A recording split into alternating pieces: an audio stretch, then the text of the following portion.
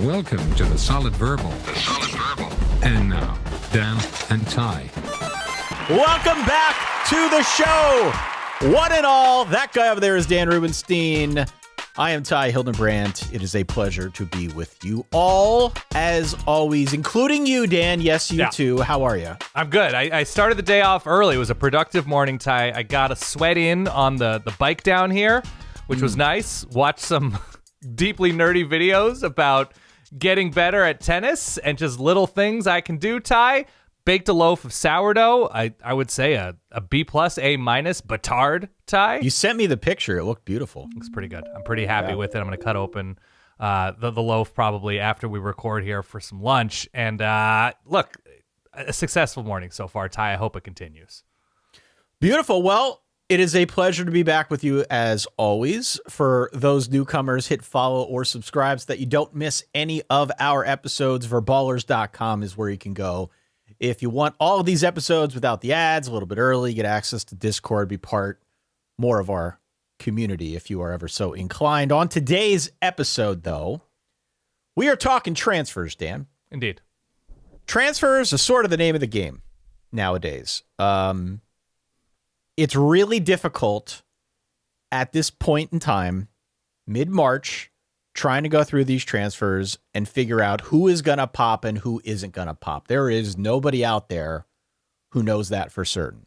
But what we can do at this point in the offseason is, at a minimum, we can look at the list of guys who transferred over from one place to another, and we can pull out the guys that we are interested in, and we can talk through why. So I put the call out to our Verballer Hood on Patreon at verballers.com. I got some suggestions from the community, which we can get into as we get a little bit deeper into this.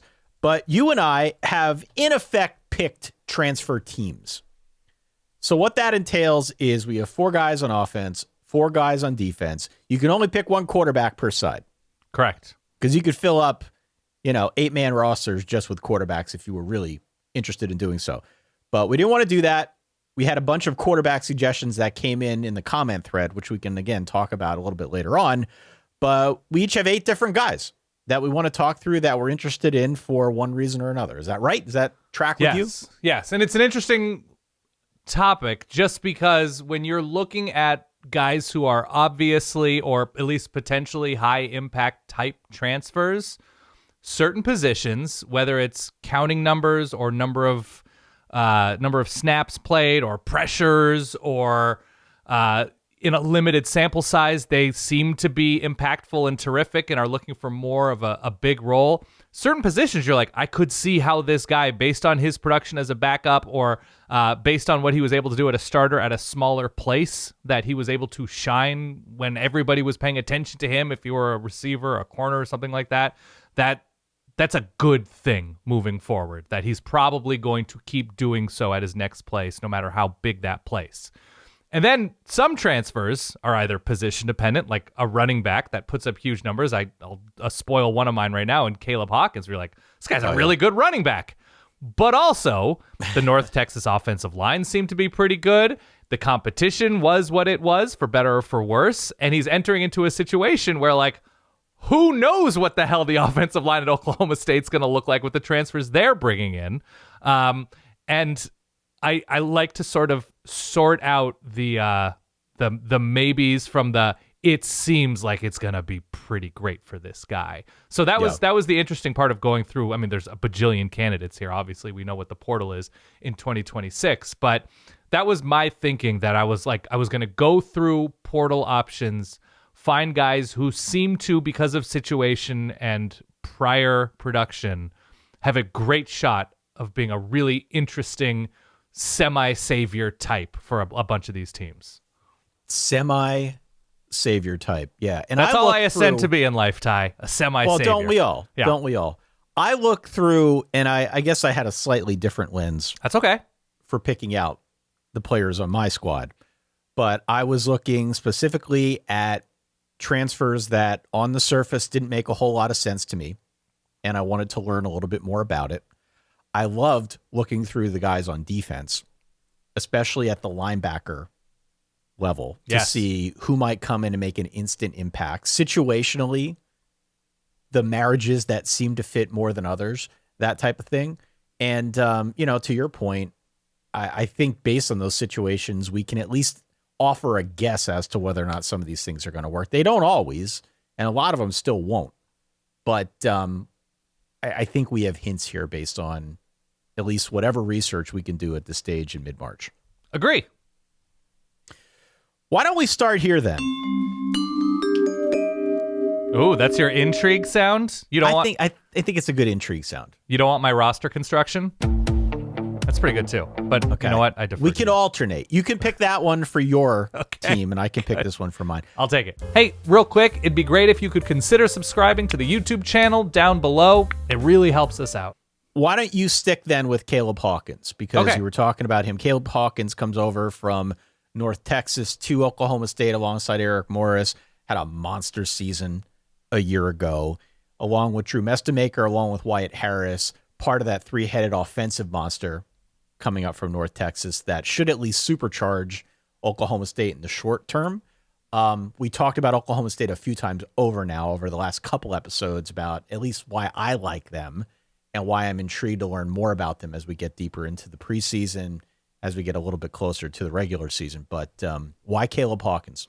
So there weren't a ton of headline running backs in this year's portal class, probably 7 or 8 when you look at Caleb Hawkins and Hollywood Smothers and Raleek Brown, guys like that. Trey Wisner off to, I think, Florida State, right? Right. There's something about Caleb Hawkins and the familiarity he's going to have with this offense as they sort of, is port the right word? Is that like the tech term when you transfer something, hopefully seamlessly, you port it over?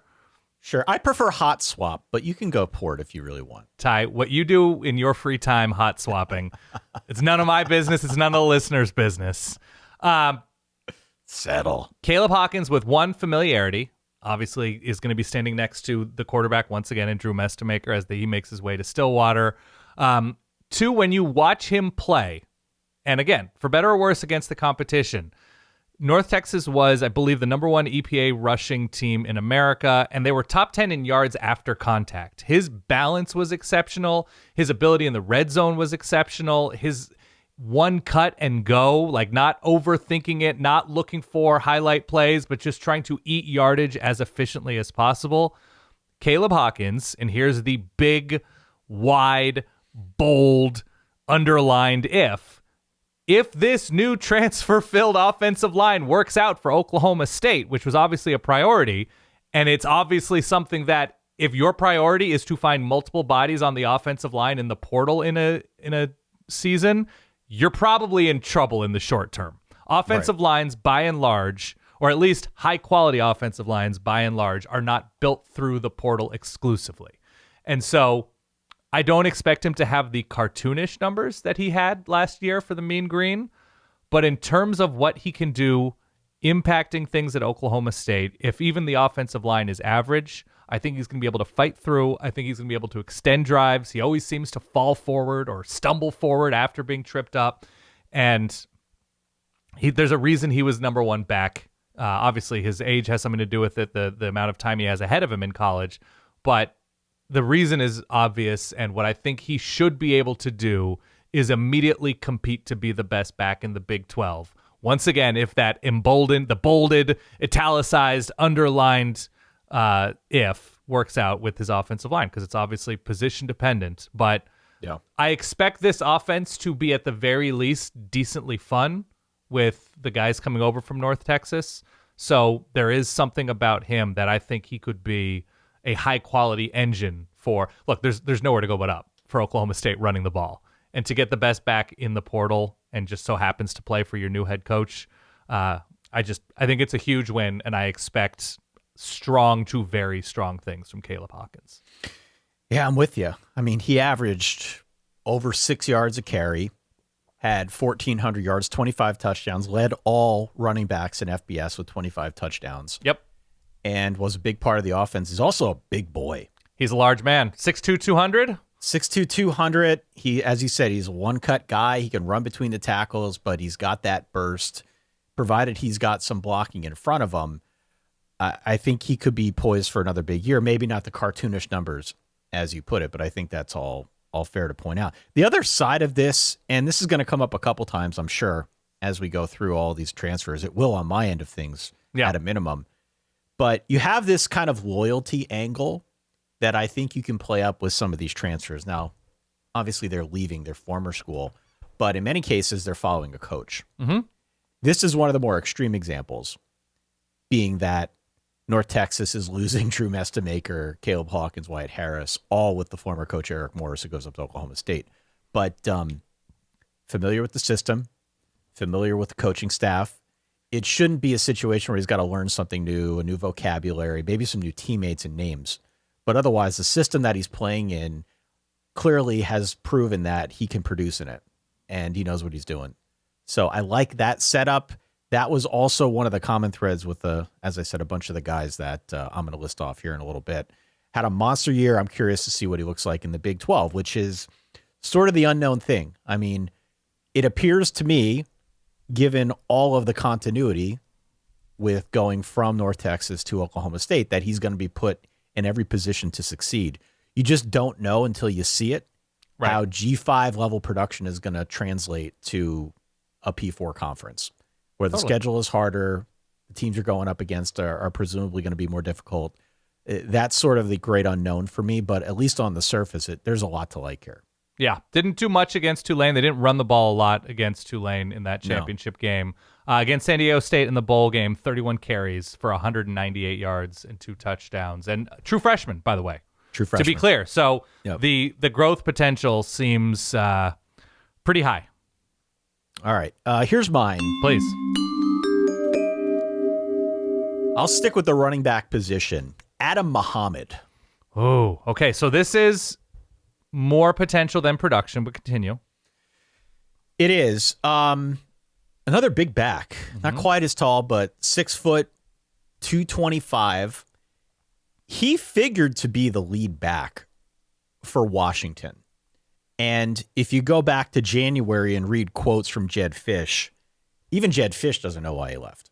Jed Fish doesn't really know the reason why. Maybe it's a money thing. Maybe he just like Cal a little bit more. I don't know. We know Tosh Lupoi is a dogged recruiter. But had a promising freshman campaign in 2024, had his carries more than double and got an increased workload last year, and averaged 5 yards, close to 5 yards a carry. It seems as though every time they've given a little bit more to him, he's done really, really well with it. And so now you factor him in as part of a sneaky good recruiting class, at least on the transfer side for Cal. Yep. With Tosh Lupoi. And I think this guy figures to have a really, really big year. I don't know if he's going to be RB1. I think they want to run a system that features a couple different running backs. But for sure, he is a load to bring down. He is a downhill runner. He moves the pile. One of the things that kept coming up when I researched Adam Mohammed was Tosh Lupoi had to scheme a defense against Adam Mohammed. And that was one of the games in which Mohammed went for over 100 yards. So this is a really interesting marriage to me, if only because Jed Fish doesn't know why, if only because this is a system now with Tosh Lupoi that seemingly is going to favor a guy like this. We know that they are trying to build around that ground assault. And I just wonder if Tosh Lupoi saw something when he was scheming for that Cal game a couple months back that made him want to go out and get a guy like this.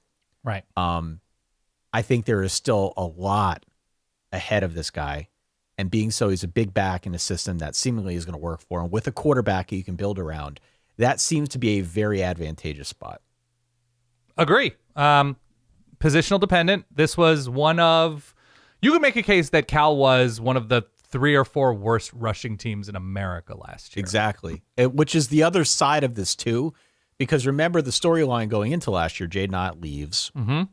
And it's like, who's going to run the ball? What are they going to be? JKS comes in. That was obviously an exciting story. And I thought Cal was plucky to a degree. But now to start over, to first off retain JKS is a big deal. Yeah. But now to surround him, I think, with better talent, at least in the backfield, is really promising. I think they got like 3 portal running backs, something like that. Like they're trying to build an offensive identity around the run. And I think when you do that, if you get a 225-pound back who runs downhill. That's a good starting point. Agree. So on Mohammed specifically, so between the Apple Cup game and the Wisconsin game, 6, 3, 3, 2, 2, 3 carries. Okay? Yep. So in terms of confusion, I think perhaps Adam Mohammed, this is my opinion, not necessarily speaking for him, thought he was better than Jonah Coleman, right? And he was not maybe getting the respect he felt he deserved in terms of the number of carries. And you saw what he was able to do and explode. Like, I obviously watched that Oregon-Washington game. Dude was an absolute monster. Yeah. Oregon had a good defense last year, a really, really good defense. And he ran through them at times. And so his upside is obvious, especially if he's going to be getting, 15, 18 carries a game or something at Cal this season. Now, Cal did hit the portal somewhat decently for offensive linemen. Again, if you have to remake your entire line, basically, or you need to remake your entire line and you have to do so through the portal, it might be tough sledding. He seems like he's built to withstand some of those yards before contact that he's definitely going to be seeing this season. He looks really good. I definitely felt as if he were one of the best 3 or 4 available backs in terms of upside this year. I don't know how much he committed to Arizona and then followed Jed to Washington. And Jed talked about it, and it seemed like he was a bit crestfallen at the thought of losing Adam Mohammed because A, he didn't understand why, and then B, he spoke at least to some media members about, look, I've known this kid since he was a junior in high school. Yeah, it kind of hurts to lose a guy like that you've known for so long, but that's just sort of where we're at. To your point, though, it seems as though down the stretch, in particular throughout the month of November, when he did get a little bit more work, and I'm looking specifically at a UCLA game with 21 carries and the Oregon game, 14 carries, went over 100 yards there. There's definitely promise here, and if they are going to try and fashion the offensive identity around the run, this is, like I said, a really good guy to bring over. I like this move a lot. Look, he's going to look like he was always at Cal because he is built in that tough, bruising Cal running back physical mold. So very excited to see him because it looks, by the way, and you sort of alluded to this, but not fully, with the transfer class, this is going to be, again, it's offensive line dependent. It should be a pretty well-rounded, balanced Cal offense. When you look at it's Dorian Thomas coming in at tight end from New Mexico, Ian Strong, who's on my list, Strong coming in at receiver. I want to say it's Chase Hendricks coming in from Ohio, their best receiver. They went after high-profile names in the portal to make this a balanced offense. Obviously, there was the story about Tosh Lupoi flying to Hawaii, the first thing he did when he got the job to make sure JKS stayed in the fold. But all things considered, I don't know. I expect Adam Mohammed to thrive at Cal. I don't know how many games they win in year one, but I think they're going to put up some fun offensive performances. One final point on Cal, please, before we can go to, if you want to talk about your receiver, we can do that next. Okay. But as I look at this schedule, there are 2 trips. They go to Syracuse, and then I believe they're at SMU and at NC State. Okay. So not necessarily easy to close out October, but it's notable because they have Clemson at home, they have UCLA at home, they have Virginia Tech at home, they have Pitt at home. These are teams traveling cross-country to get to Cal. In some cases, as I did a little bit of cross-referencing here, Cal could be a very interesting trap game for a few of these squads. So it's worth charting, especially if they come out hot. We'll see them week 1 right out of the chute against UCLA. So that'll be an interesting bellwether for us to try and figure out where Cal's at. In terms of the schedule, you're right. There's just absolute opportunities for Cal to put up points, these guys to put up stats. There's some quality defenses in here. We'll see what Virginia Tech is with Brent Pry, defensive coordinator. Okay. Play your sound. I want to go. You want me to construct? Yeah. Okay. All right. So your receiver is Ian Strong. I have 2 receivers. Okay. I went for 2 receivers, but Ian Strong will stay on this extremely chunky Cal section of the podcast. Ian Strong was really, really good. He was second on the team at Rutgers with, I think, Greek Freak, right? Ethan Kaliakmanis running the show at quarterback. Ian Strong, second on the team in receiving yards behind KJ Duff.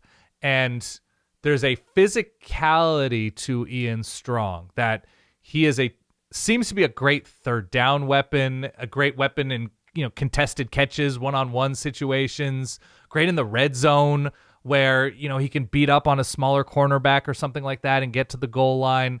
There's a combination of dirty work and athleticism to Ian Strong that I think this is just a big time portal win for Tosh Lupoy and Cal. That I love that get for Cal as just offensively. They've been sort of all over the place. They had Fernando Mendoza a couple of years ago and he had his moments, but they were up and down in terms of playmakers around Mendoza. They had Jaden Ott, but he was in and out of the lineup. The receivers came and went, and as soon as they had a good young receiver, your J. Michael Sturdivant types, they would transfer out almost immediately. And so hopefully for JKS, there's a little bit of stability. And he had some talent around him last year. I think the depth of talent around JKS this year may be highlighted by Ian Strong making a cross-country move like this. I don't know. It's got me in my feelings, Ty.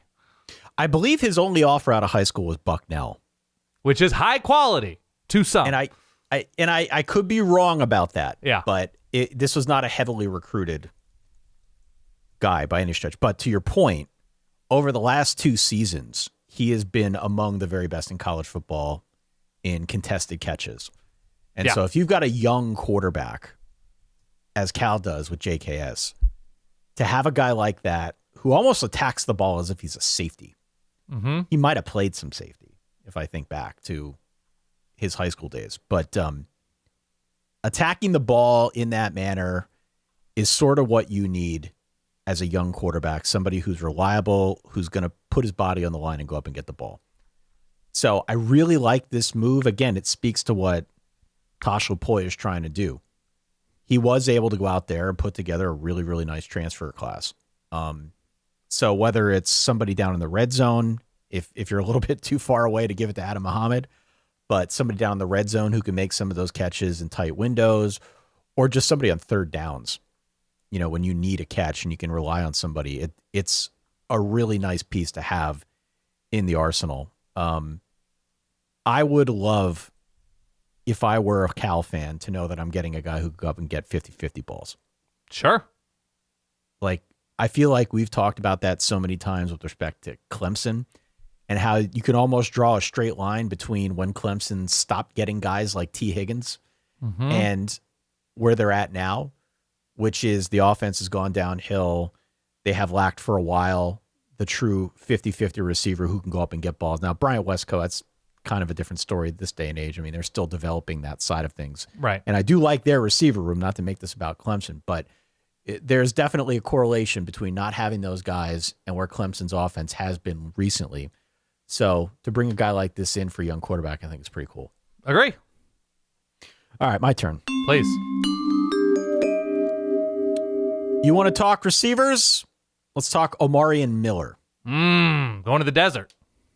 Going to the desert. From Colorado, going to Arizona State. He produced really good numbers, I think, with dysfunction all around him at Colorado. Yeah. And so my question would be, if you can put him in a situation at ASU where he doesn't have so much chaos, there isn't so much turnover, and so much that's changing from week to week, what does that look like? Because he's also one of these guys who can do a lot. 6'2", 210. He's got, I believe, just one season now to try and prove himself an NFL commodity. And he's got an offensive mastermind in Kenny Dillingham who can hopefully scheme him over, Yeah, I agree. That's really exciting. So it's not just him either. They were very active in the portal. They were very active at receiver. We can talk about Cutter Boley in a little bit, not to give too much away. Yeah, I've got Cutter on my list. But this is another guy who's very good with contested catches. All those metrics line up. This is another guy who's got real good deep ball potential. I don't know if he's necessarily a like-for-like replacement for Jordan Tyson, who is going to the NFL. And it's going to be like, what, a top first-round type pick, Yeah. yes? He's easily going to be a first-round guy. But again, producing all that he did in a wildly inconsistent offense like we saw at Colorado a year ago, he had 8 touchdowns, over 800 yards receiving, 18 yards per reception. This is a guy who has produced, and I'm looking at guys who have produced at their previous stop to come to maybe a more stable setting to maybe take off here in 2026. So I like this move a lot for Kenny Dillingham, especially given all the other new pieces that they got on offense. That this guy very much to me looks like wide receiver 1. Yeah, they have Reed Harris coming in from Boston College, bigger body, 6'5", and so that'll take some attention away. But yeah, Omarion Miller was able to produce multiple quarterbacks at Colorado in situations that seemed from afar to be a little bit dysfunctional at Colorado, as you sort of noted. I imagine it's Marcus Arroyo with Kenny Dillingham, and then receivers coach Hines Ward. The single most famous receivers coach in the sport, for whatever that's worth. But you talk about contested catches, as physical as it gets in, modern NFL history in terms of a physical receiver. So should be coached well continually. And ASU's schedule is tricky, I would say. A lot of tricky defenses on there that do multiple things decently well in the Big 12. And they get, I believe, A&M on the road in week 2. Yep. So offense is going to need to come together pretty quickly, but Omarion Miller seems to be that proven guy. We'll see if he has number 1 potential and what it means if he is the number 1 guy for ASU, if that's a good thing or not so good thing.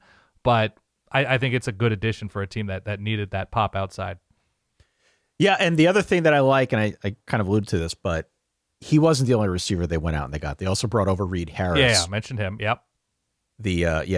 The receiver from BC, 6'5", 217, not quite the same type of receiver, definitely relies a little bit more on his physicality to bring in balls. I don't want to classify him as a possession receiver. That's probably doing him a bit of a disservice, but more of a possession receiver than a guy like Miller. Agree. All right, give me your sound. Where are you going next? Well, I guess we'll stay with ASU. Well, this will be like the pseudo West Coast portion. Actually, we've got a few West Coast, but I have Cutter Boley on here. He's your quarterback. 6'5", 220. Yes. Big kid. Big dude. At times a revelation for Kentucky last year. At times really struggled, though I'm willing to write off at least a portion of his struggles to just playing for a Mark Stoops offense. Right. That's just, it's not a quarterback-friendly place most of the time. Mark Stoops also gone from Lexington, Kentucky now as well. Going back and watching Cutter Boley, I was reminded why I kind of liked him at times last year, that he's got a really nice arm, got the physicality, is kind of unafraid to move and run, like could be a statue if he, but has a good enough bit of athleticism to make him a threat with his legs. The stuff that I like about him is he seems to have a pretty strong arm. Like he can really slang it, Ty. Right. He can really spin it. Yes. As they say. We choose our verbs how we choose our verbs. I like his arm. I like his fearlessness downfield. A lot of his yardage didn't come from little screens or throwing behind the line of scrimmage. He was into challenging teams down the field, especially over the middle of the field. The only thing that I worry about, but I think he'll be able to correct, there's a little bit of casual dress James Franklin to his game. Okay. There's a little, and like not the coach, the old Mizzou quarterback, that he's just sort of, it seems like a half a second, not behind, but a half a second too chill at times. We're like, where's the suddenness to his game as he's throwing into the Georgia defense, the Tennessee defense, or the South Carolina whatever it is, that there is sort of the chillness to his game, I think could be hurried up a little bit, and I think it will be.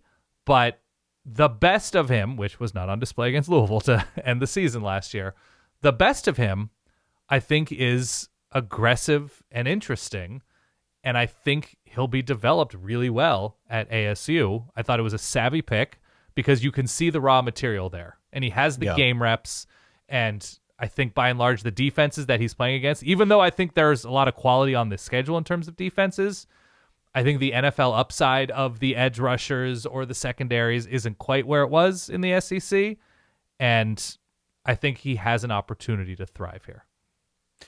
There is something that you're not mentioning. Please. There is a connection here. To me? I guess sort of to you. Okay.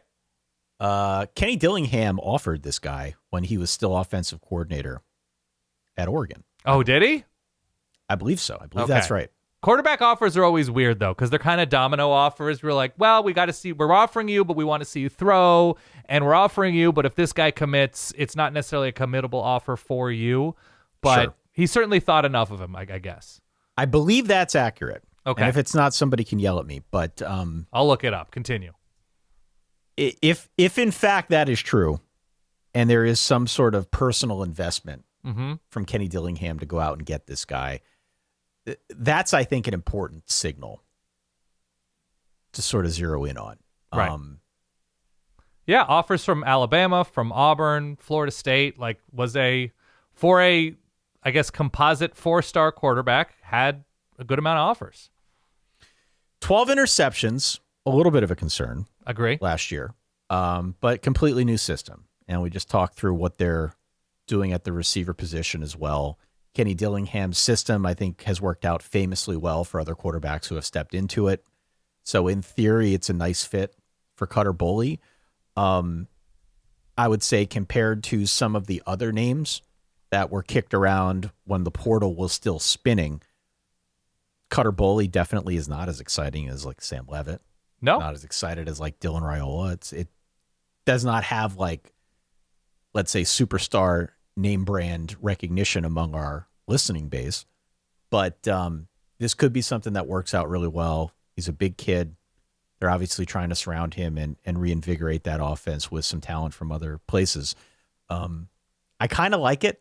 I also have a real weird soft spot for Kentucky quarterbacks. I feel like if I go back and look at previous Kentucky quarterbacks, you got to go back maybe 10 years to find one that I didn't like coming into the season. So your mileage may vary a little bit here with Cutter Boley going elsewhere. Okay, fair enough.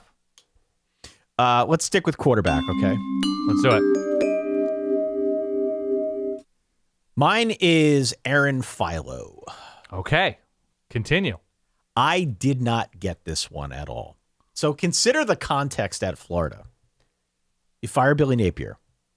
You had a guy in DJ Lagway who, frankly, I had talked up for the last 2 years as being a Florida guy through and through. You remember that? Mm-hmm. Remember me talking that? Of course. Talking that way about him? This guy's never going to leave. He'll never leave. He loves Florida. He's helping recruit guys to Florida. He's never leaving. He left. He did. DJ Lagway went to Baylor. We can maybe talk about DJ in a little bit if we want to. But it was surprising to me that there weren't bigger names lined up for this role. And instead, they go out to get Aaron Philo, who was the backup to Haynes King at Georgia Tech. Now, it's notable for a couple reasons. First and foremost, there is a connection between Aaron Philo and the new offensive coordinator at Florida, who's going to be Buster Faulkner, who was previously his offensive coordinator at Georgia Tech. So it was a 2-for-1 special, right? You get two guys from Georgia Tech coming down, hopefully trying to reinvigorate this Gators offense, which actually wasn't horrible last year, but new names. He is a big quarterback, 6'2", 220. He's got a couple years left of eligibility. And I'm always interested in these almost like Moneyball style pickups in this age in the transfer portal. They did not go out after the highest price name, was like $2 million, whatever he's getting. It is not nearly the top of the market. And I think it's interesting because he already knows the playbook.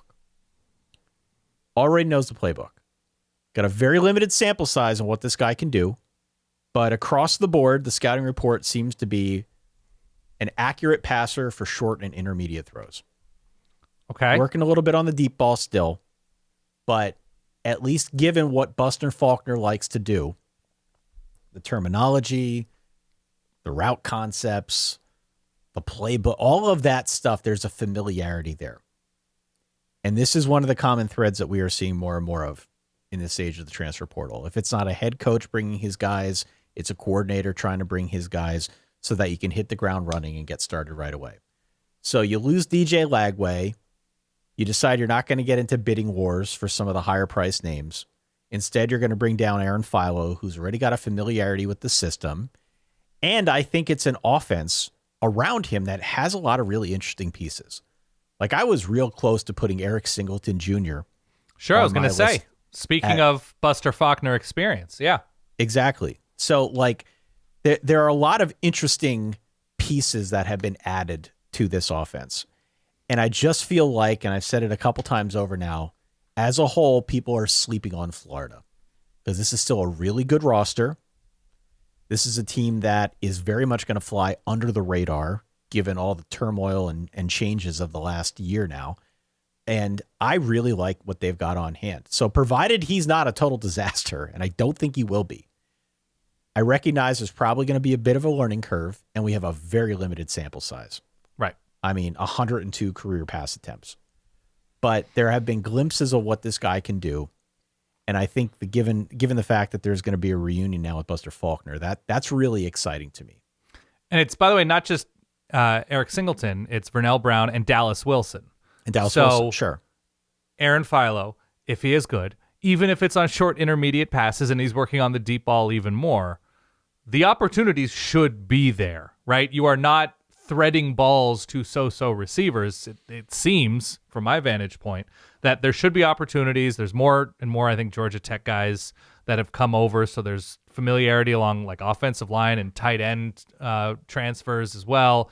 So hopefully, to your point, the learning curve isn't too steep, but he's never been undoubtedly the guy, and he's going to start for Florida, right? No, 100%. 100%. But again, there are reasons here to think that this is going to work out better than maybe a lot of people would expect when you see the name Aaron Philo. Yep. Who again is not a headliner, but this is an offensive system that demands accuracy, at least on the short to intermediate throws. Mm-hmm. You got to process very quick post snap. You got to get the ball out to playmakers in space, and they've got a bunch of those on this roster. So it, at least in theory, this could end up being the steal of the portal class. Agree. Inside of the line transfers, they're counting on a lot in terms of, I think, left tackle, center, and right guard are slotted right now as new transfer starters. I think there's one or two of them from Georgia Tech itself. So he'll need the time, but no, I think you're right in terms of looking at this as one of the more intriguing transfers for sure. All right, give me your sound. Roster construction. Roster. I don't know why I did that. Out. What do you got? I'll use my final offensive option here, and that's J.J. Buchanan at Michigan. All right, so from Utah to Michigan. Mm-hmm. He's good, man. I don't know what to tell you. He's good. He's really good, and I think because he is sort of either a big receiver, small tight end. He was a true freshman, I believe, last year from Nevada. Didn't have a ton of huge offers. Recruited as a tight end. I would say kind of hybrid, and then fell more into like a receiver role by the end of the year for Utah. So whatever he is, I think he has the opportunity to be like a rich man's safety blanket. Like he's not just a guy who's going to sit in a zone and get 9 yards on 3rd and 7. He can go downfield. He was able to do so for a Utah passing attack, which, while much improved, that's not why Utah was winning games and scoring points, that they were shredding teams down the field all the time. They had a great rushing attack. I think it will prepare him. I think his experience in Jason Beck's system, I think the idea of receiving passes from hopefully the best of Bryce Underwood in a new receiving core for Michigan, or whatever we're going to, label him as, I think he has the opportunity to be an enormous piece for a hopefully improved Michigan offense, because by the end of last season, he was a major weapon for Utah and a major loss for the Utes. If you poll Utah fans, I'm sure you'll get a bunch of different answers, because there were a bunch of impact dudes that they ended up losing with Kyle Whittingham leaving. J.J. Buchanan as a freshman flashing what he was able to do, I think was probably, from what I could tell, particularly disappointing for Utah fans, can only be a good sign when your previous fan base is super bummed to lose a dude, and now he's entering into a situation where Michigan has, the upside, the obvious upside of Andrew Marsh, who had a great freshman year last year. But in terms of building out the depth of that room and the options for Bryce Underwood, it's looking like, especially with all the offensive line coming back, that played with the portal a little bit when the coaching change was announced, I think J.J. Buchanan has the opportunity to be a major part of a much improved Michigan offense. You know, these guys who are sort of tight ends have kind of broken football as we know it. Yeah. Positionless in a good way. Yeah. Positionless in a good way. We have seen these guys thrive because there's just, you can use them and you can exploit matchups in a way you can't with other players. Recruited out of high school as a tight end. He's 6'3", 225, 269 snaps in the slot, 264 snaps out wide, only 10 as a true inline tight end. Yeah. So you can see how they used him. He still could kind of go either way. Like, he needs to get better as a blocker. But if he adds 15 pounds, you can move him back as a true tight end. If you don't want to do that, you can keep playing him out wide. He thrived in that role as well. So there's some versatility here that they have to work with. And as you said, given what is returning with the likes of a guy like an Andrew Marsh, having a guy like this that you can move around the field and use as a safety blanket in a bunch of different roles is really exciting. Really exciting. He does not have, at least from my vantage point, a tried and true positional identity at this stage. Right. So a guy like a Jason Beck, who's obviously on the rise as an offensive coordinator and just a football mind, you can do a lot with that, especially at your new stop. And again, this is another situation where you've got a guy following his coaching staff. Yeah. Following his coaching staff to Ann Arbor. So hopefully there's a familiarity there as well. I like it.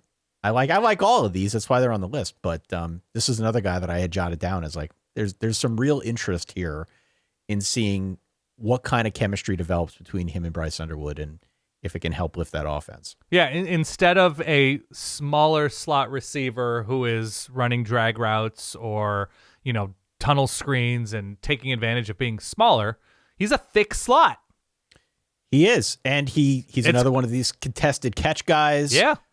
You'll be surprised to hear a multi-sport athlete in high school was doing like 360 dunks I saw. So like all these guys are freak athletes, but just to have a weapon like that, a true hybrid in a sense, that's really important, I think, when you're starting over at a place. Did anybody say that about you? What? Like, oh, Ty Hildenbrand, you should have seen him in high school. Absolute freak, multi-sport star. Table tennis. Yeah. Chinese checkers. Yeah. You name Scholastic scrimmage. Yeah. Yeah. No. What is scholastic? Is that like academic decathlon? It was, yeah. I don't know. I think everybody's got their own version of it. Okay. I was on the team with a couple friends. Yeah. And I was never on the A team. It was one of those things that you signed up for because you could put it on a college transcript. Sure, of course. And so I was really only around for the sports questions. This is not to imply I was a dummy. I wasn't. Mm-hmm. But my true jackpot zone was when it came to, I just made that up, was That's sports good. questions, and they never asked them. Oh, man. Oh. I want to come up with the roster of Ty Hildenbrandt, multi-sport. Ty Hildenbrandt. I was recruited. Team. I was recruited to wrestle. I was recruited to play golf. I was recruited by the coach to run cross country or track. I was recruited to play soccer. What I happened? told you I was recruited to do both ice and roller speed skating. So I had a bunch of offers that were on the table. Why didn't you accept any?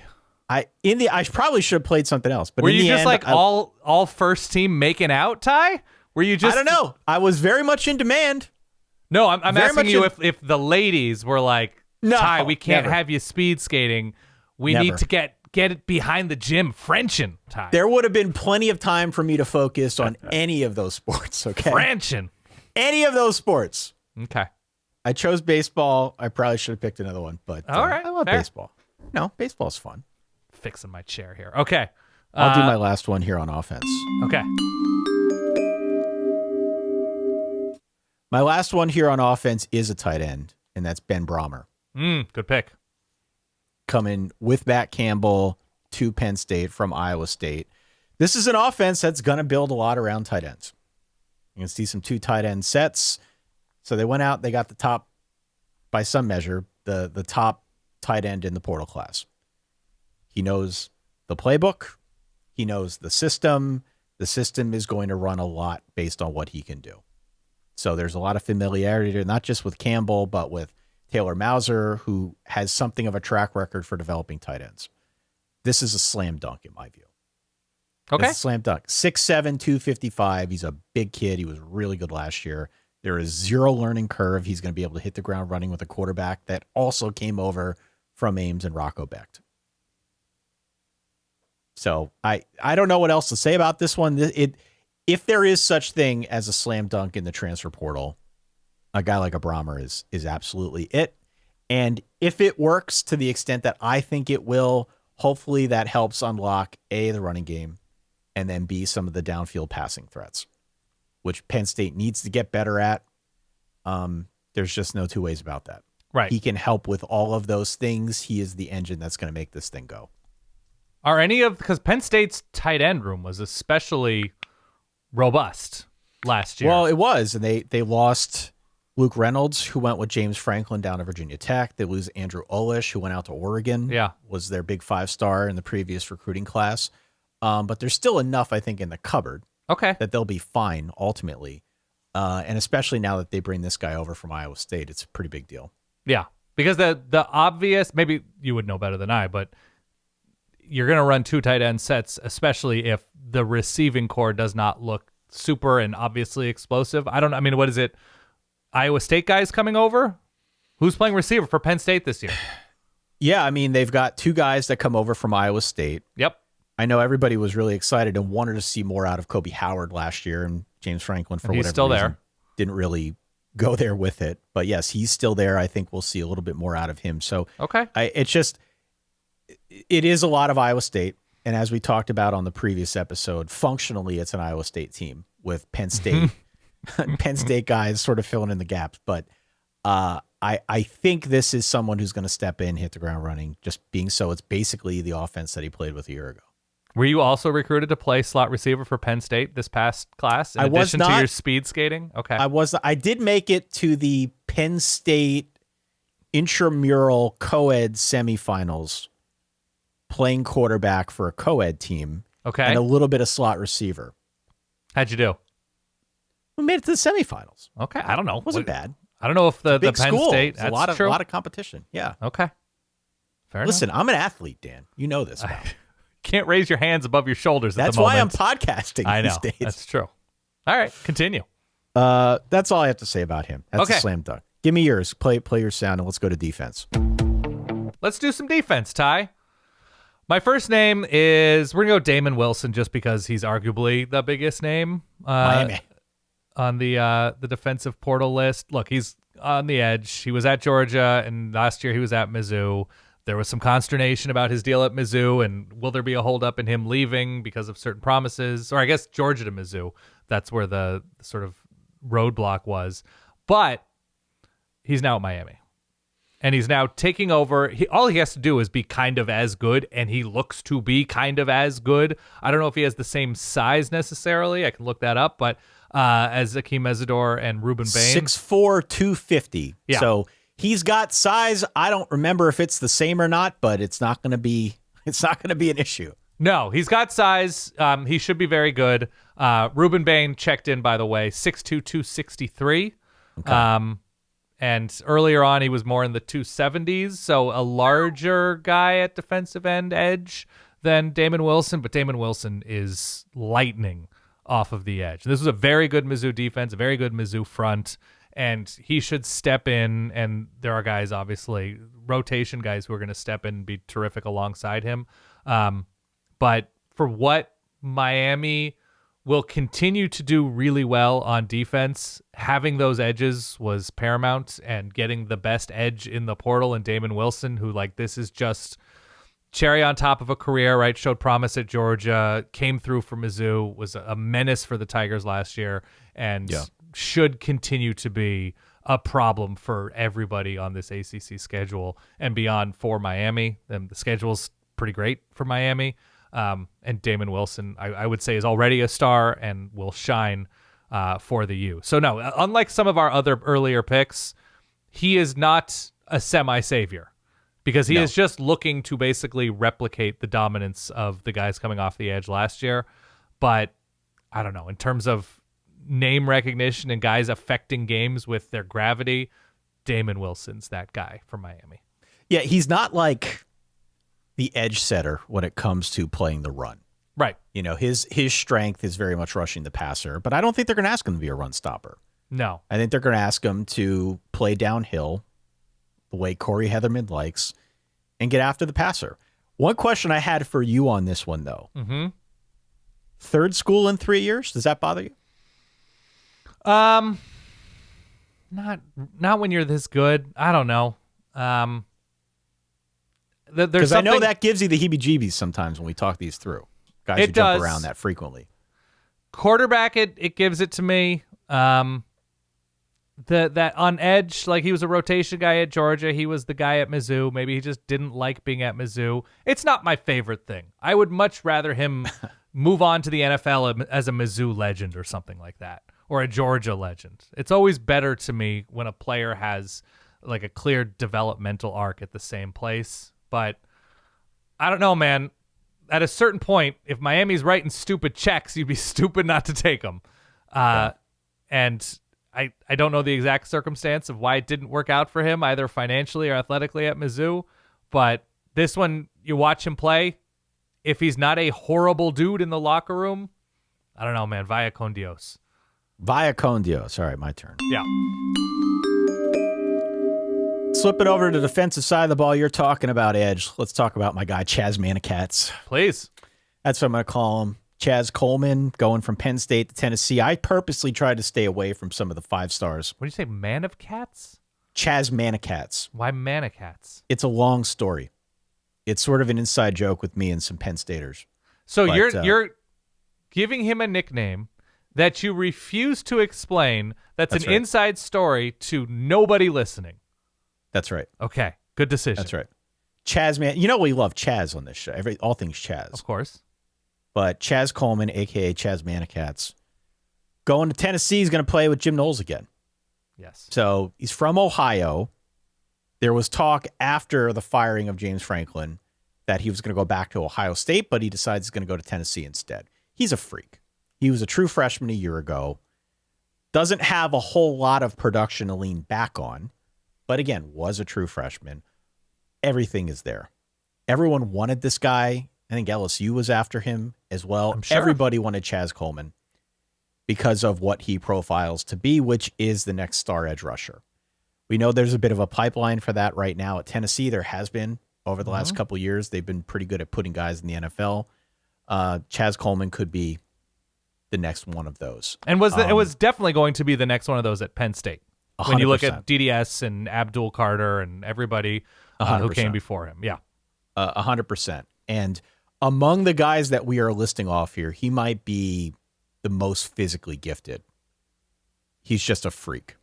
He's going to be, I don't know if he's already on Bruce Feldman's freaks list, he will be on that list before long. So the fact that you're putting him in a scheme, again, following a coordinator to his next stop in Jim Knowles. Jim Knowles was all about Chaz Coleman almost from the jump.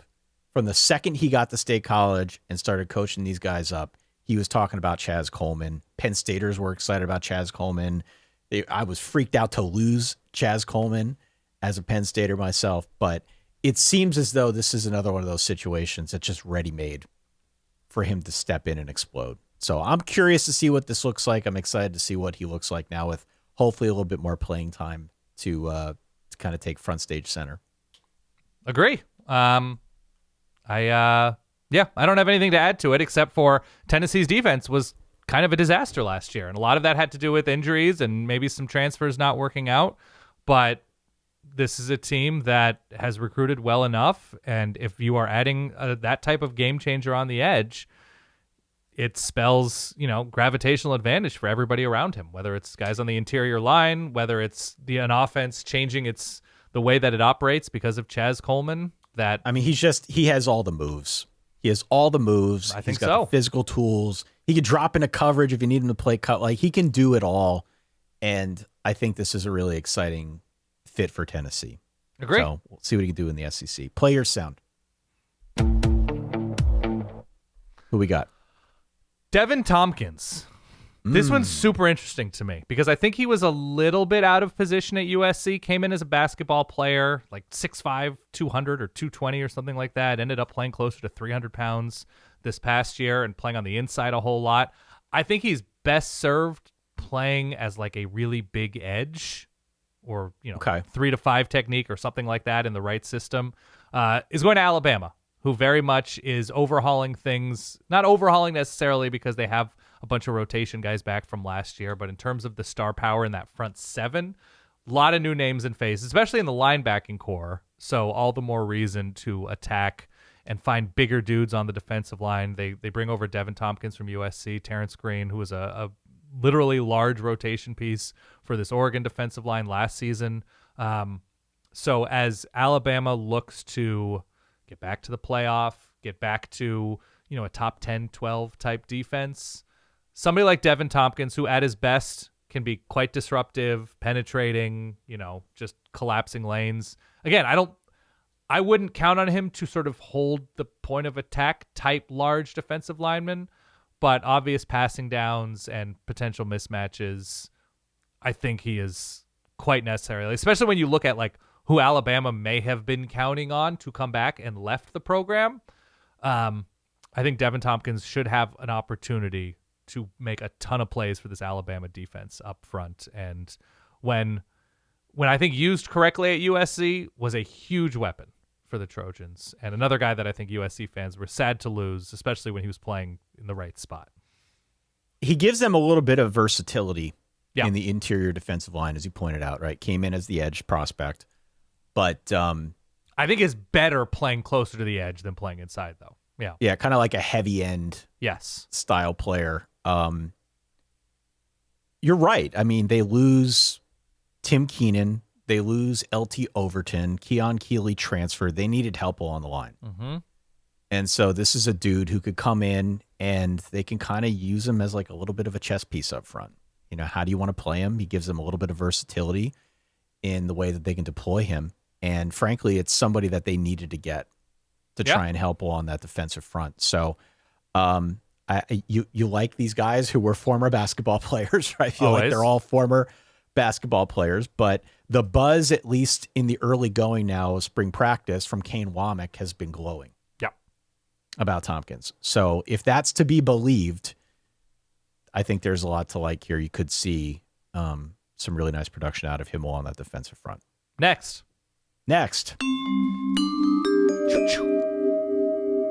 I'm going to shift my gaze to linebacker. Oh, I'm about to as well. Continue. Let's talk about my guy, Austin Romaine. Kansas State legend. Moving on. Kansas State legend. What was my thing? You'll only run on us if we let us. I don't know. I had a dumb lettuce joke related to his name. I remember you were. I'm not proud of that. Okay. I can only assume he's moving on to Texas Tech in this region. He is going to Texas Tech. Yeah. K-State to Texas Tech. One final note on the lettuce joke. I believe I got a note from our friend John Kurtz who loved the lettuce joke. So okay. I don't know what that says about John Kurtz, but yeah.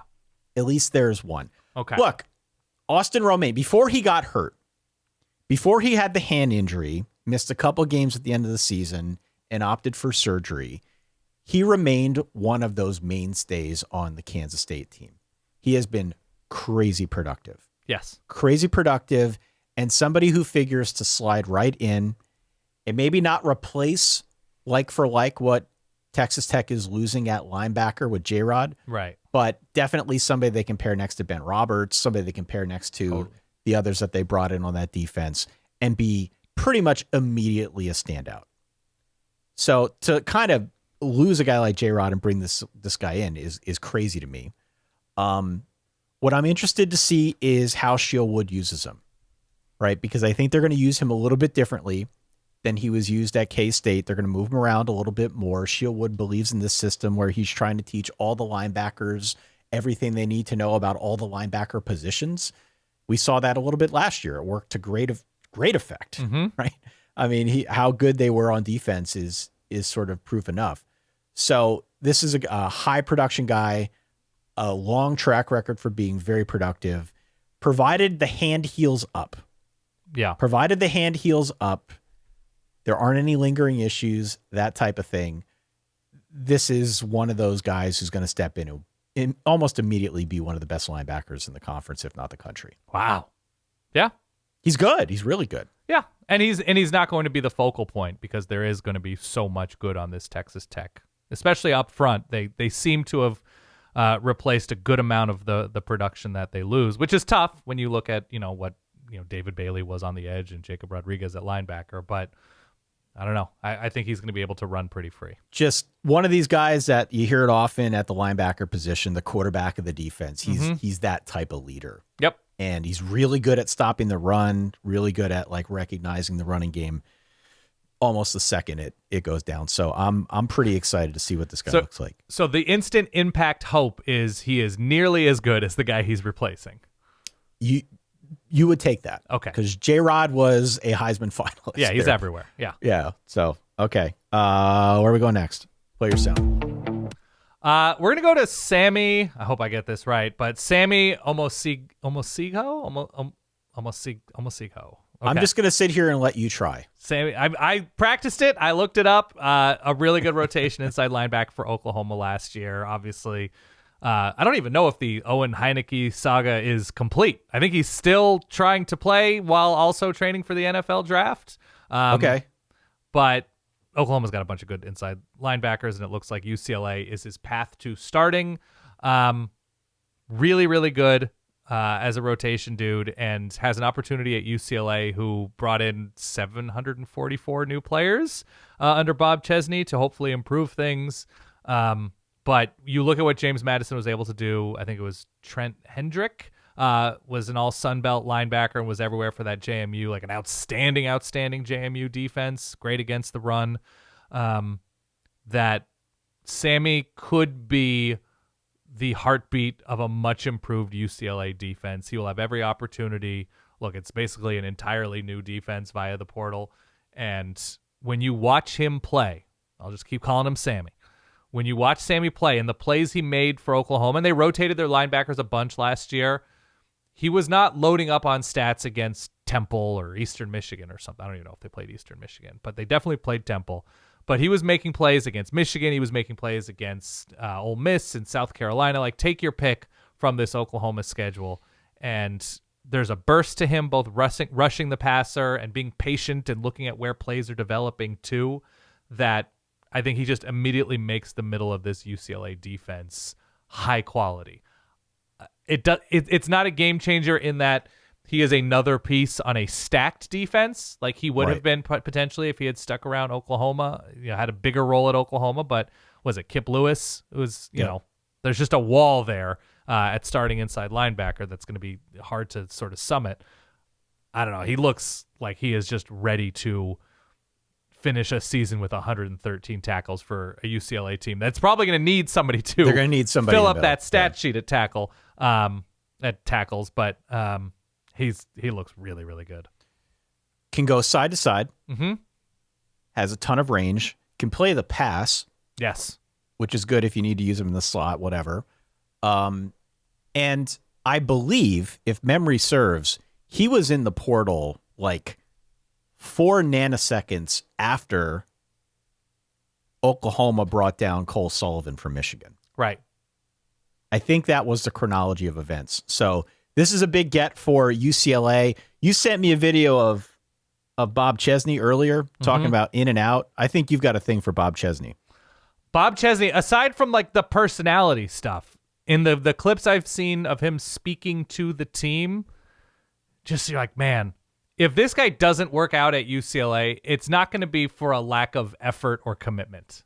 Like, he just seems like he is one of those dudes who will connect really well with his players, with his staff, with the people that work for the program. And for him, it's just going to be like, how well can he convince the money behind the scenes at UCLA? It looks like he's done a decent job so far to open up the purse strings and open up the bank accounts for, portaling in the years to come, for whatever it is that West Coast recruitment has in mind for UCLA.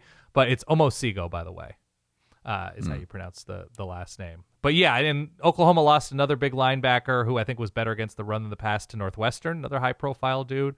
So it's a good problem to have at Oklahoma that you're so good at attracting, evaluating, and developing linebackers that they just have to find somewhere else to play because so many dudes are performing at a high level.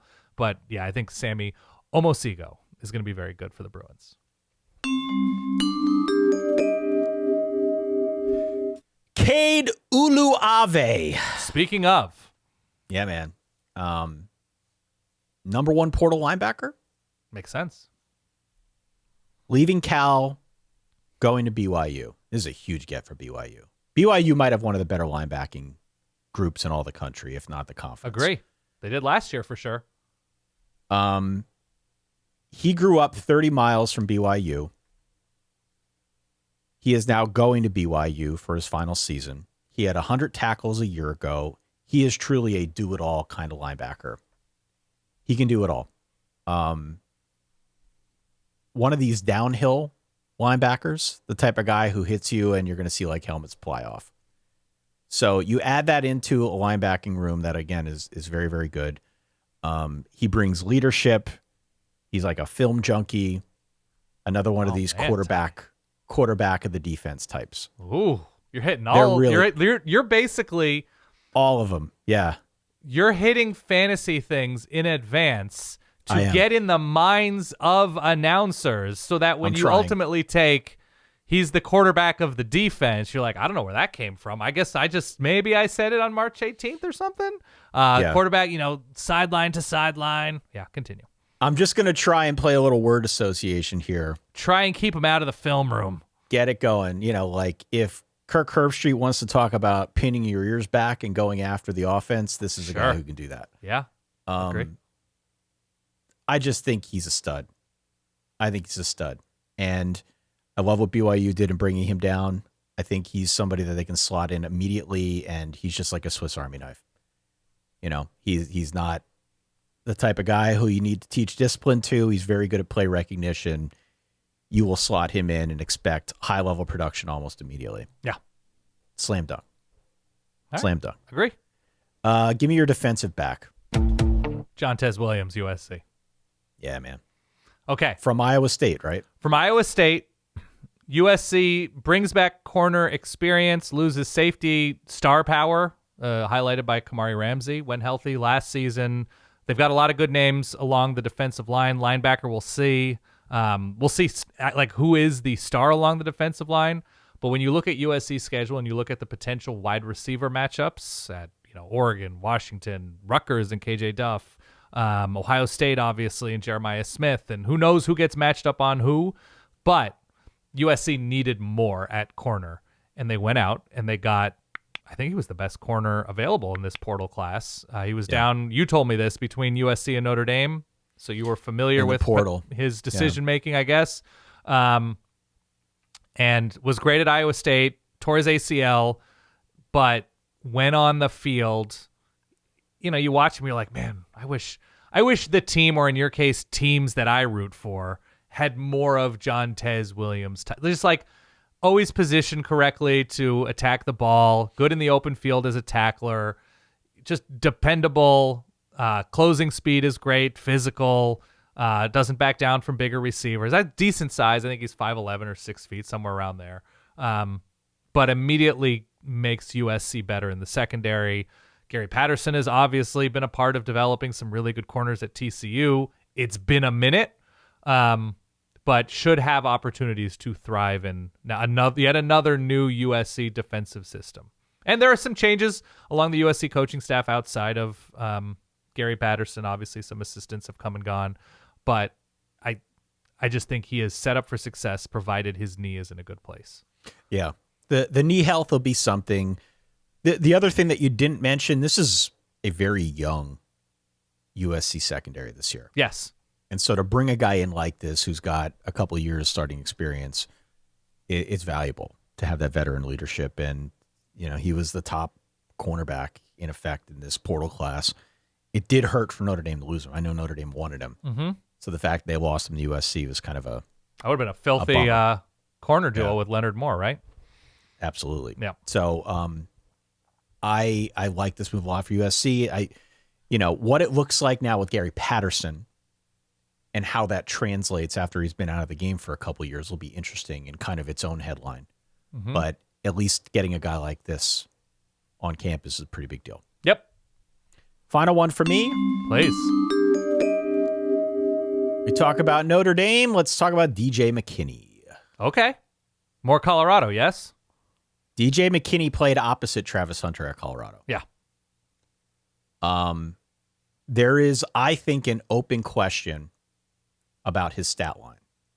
And the open question is he as good as he looked, or did he benefit from basically quarterbacks who just wanted to throw opposite Travis Hunter and maybe made some bad decisions in the process? Right. But that being said, he very much fits the mold of what Notre Dame has been building at cornerback, which is long corners, physical corners who can play that style of football that we've seen out of Leonard Moore, that we've seen out of Christian Gray. I'm not the world's biggest Christian Gray fan. So if DJ McKinney can slot in and maybe bump him over to the slot or into more of a rotational role, I'd be cool with that. I'm curious to see how they use Christian Gray, how they use DJ McKinney. They also bring down Jalen Sanders from Michigan, who is somebody else who gives them a little bit of versatility in the secondary. Notre Dame was at a spot coming into this portal class where the quality was already really good. They just needed more quantity. They needed some depth. And so it took them a little bit to get going, but eventually once they did, they brought in a couple guys that I think can play. He's a big guy. He's like 6'2". He's 180. I mean, he very much fits that mold for them. I'm curious to see how they use him first and foremost. And I am, as I said, very curious to see how the production we saw at Colorado translates to what he's going to see at Notre Dame. Right. There aren't a whole lot of killers on this Notre Dame schedule.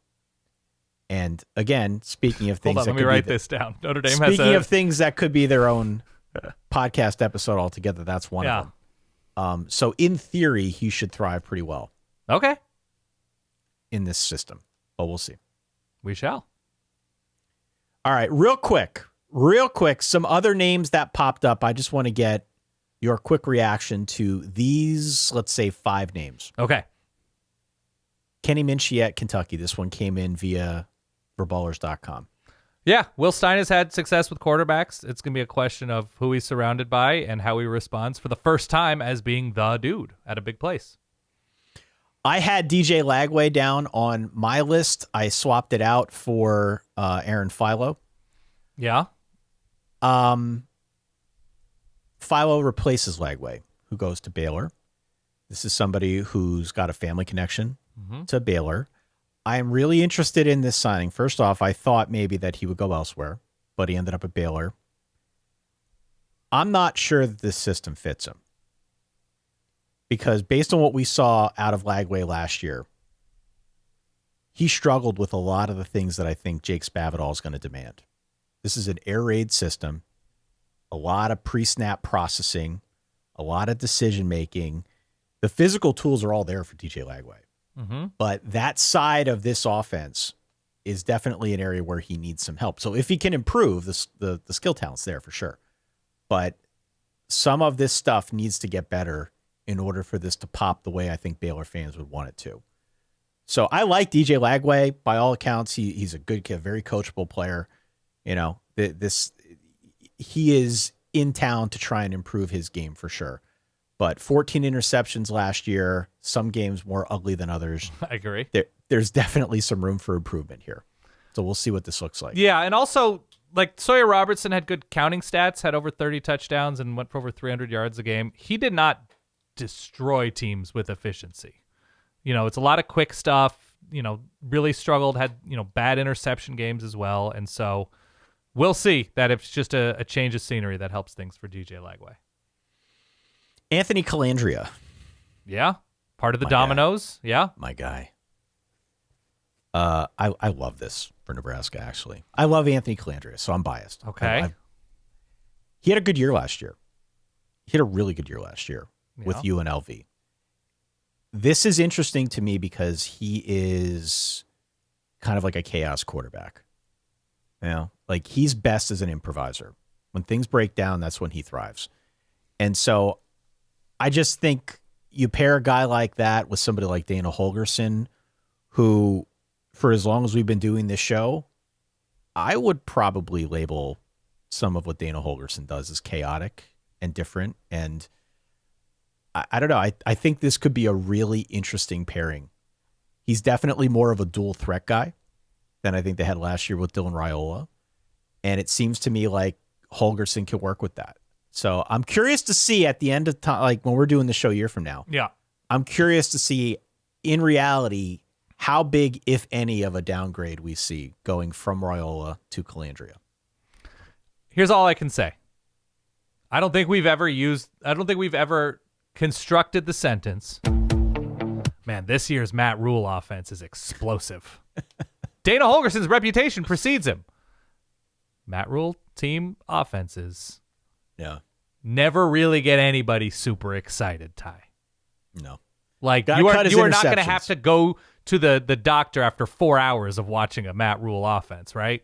It's just not going to happen. Okay, next. Next one here is Darian Mensah. Yeah, I just don't think he's going to have an impact that is different than what Carson Beck's was. Carson Beck was very good. Darian Mensah should be very good. I think he's somewhere between Cam Ward and Carson Beck. Okay. His skill set. It's somewhere in between there. Probably has a better elbow coming into the season. A better Carson elbow. Beck, yeah. I know Shannon Dawson, in some of the articles that I saw, has commented about how he's a little bit more prone to playing efficiently than playing hero ball. Yeah. Which is definitely a little bit more on the Carson Beck side of the spectrum than Cam Ward, who was all hero ball. So I'm curious to see how this works. I mean, there's a ton of talent around him. He is a very accurate, highly efficient passer. There's no reason to think this won't work. That said, there are probably a lot of people who are rooting for it to go bust because of the weird circumstances that brought him to Miami in the first place. Breaking the contract with Duke, the weird legal stuff, getting a crazy amount, what was it, like $10 million or something to go down to Miami. We'll see what this looks like, but Miami continues, at least on the surface, to add these quarterbacks who are going to perform at a really high level. Last but certainly not least, Colton. By the way, just in terms of the Darian Mensah thing, putting a bow on that, if Miami doesn't have one of the best 3, 4, 5 combinations of quarterback, receiver, running back in the country, it means 2 of them got hurt. This is Malachi Toney, Cooper Barkade over from Duke as well, Darian Mensah, was it Vandrevius Jones from South Carolina, who is a big play dude, along with the defense, whatever. Like the combination of what Miami has offensive skill-wise is you can count on a single hand, maybe. It might be top 2, 3, something in there. Great position to be in. Last but certainly not least, Colton Joseph from Old Dominion. Ooh, good one as well. I believe Colton Joseph had more rushing yards last season than Wisconsin did as a team. Great. Good start. So that's a good start. Yeah. He's sort of like one of the premier dual threat guys in this portal class. Yeah. He's not going to get top billing, but ran for 1,000 yards, Dan. 13 rushing touchdowns. Pretty good. Had 2 big runs against Indiana, national champ. Yep. Early part of the season. So how he factors into like the Jeff Grimes system, which is a lot of play action, and how they use this skill set will be interesting to see. But there's a lot riding on whether or not this works. Much the way there's a lot riding on DJ Lagway at Baylor for Dave Aranda. Luke Fickell and his trials and tribulations at Wisconsin are well documented at this point. And you could argue that they only just kept him around because it was too crowded a coaching market, and they wanted to try one more year to reinvest in NIL and see if he can make things go. So he has not had any luck at quarterback thus far in his time in Madison. No, disagree. Tanner Mordecai, when healthy, was a totally good quarterback. For like 3 games, though. Sure. You know, he's had bad luck in one way or another at the quarterback position, be it with injuries or with the talent just not working out. This one's got to hit if he wants to stay in Madison. Yeah, it's just who's he throwing to? Once again, for Wisconsin, that remains the question. Who are the game changers? The schedule's not horrible, as we discussed a couple shows ago. But who's he throwing to that's going to make him look good? open question to me. Write in solidverbal@gmail.com. Let us know your thoughts on these transfers. We had a bunch more that were mentioned out on Patreon. Maybe we can get to those on the Thursday bonus episode. Yes. If we've got some time. But write in. Let us know your thoughts on the transfer that is most interesting to you. For one reason or another, everybody's reasons are a little bit different, but we want to hear from the Verballerhood on this one as we start building into spring football, eventually into the actual preseason part of the calendar. We've got a lot of time to think about this stuff, but welcome your thoughts here in mid-March. Agree. On who's moving the needle for you. Dan Rubenstein, go back, one and all, listen to the episodes that we did over the last 2 weeks. I think they've been a lot of fun. I know they've been a lot of fun for us to put together. We'll be back next week. You and I got to figure out over the next couple of days where we want to go with it next, but this was a nice little refresher. I appreciate that we did this. I'm only speaking for myself here. I cannot wait to learn more about your hot swapping. I think I speak for America. I think I'm comfortable saying that. Can't wait. For that guy over there, Dan, for myself over here, Ty, thanks again for downloading, for listening. Hit follow, hit subscribe. We'll catch you all next week. Stay solid. Peace.